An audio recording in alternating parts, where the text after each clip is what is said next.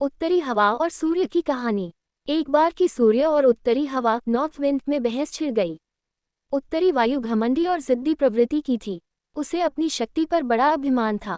अक्सर वह प्रचंड वेग से बहती और पेड़ों को उखाड़ फेंकती, घरों को गिरा देती, खेतों में खड़ी फसल बर्बाद कर देती थी। उसमें उपस्थित आर्द्रता झीलों और नदियों के पानी को जमा देती थी। बहस करते हुए वह सूर्य से बोली, मेरी शक्ति के सामने किसी का जोर नहीं चलता। मैं दुनिया में सबसे ज्यादा शक्तिशाली हूँ। मेरे सामने सब तुच्छ हैं।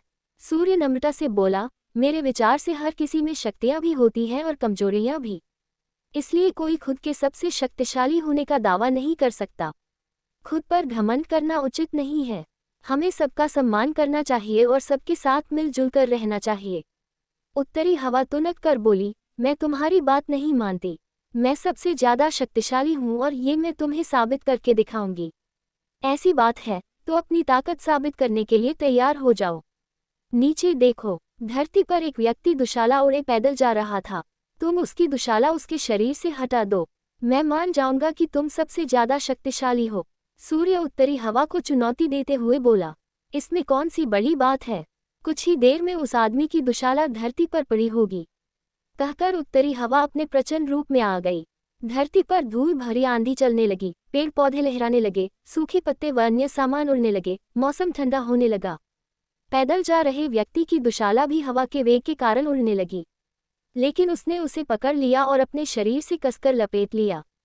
उत्तरी हवा ने अपनी प्रचंडता और बढ़ाई, लेकिन उसके साथ ठंड भी बढ़ गई। व्यक्ति ने अपनी दुशाला और कसकर लपेट ली।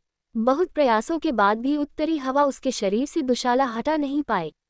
तब सूर्य बोला, अब तुम देखना कि कैसे ये व्यक्ति खुद ब खुद अपनी दुशाला उतार देगा। सूर्य ने अपना ताप बढ़ाना शुरू किया। तापमान बढ़ते ही धरती पर जा रहे व्यक्ति को गर्मी लगने लगे। वह पसीना पसीना हो गया।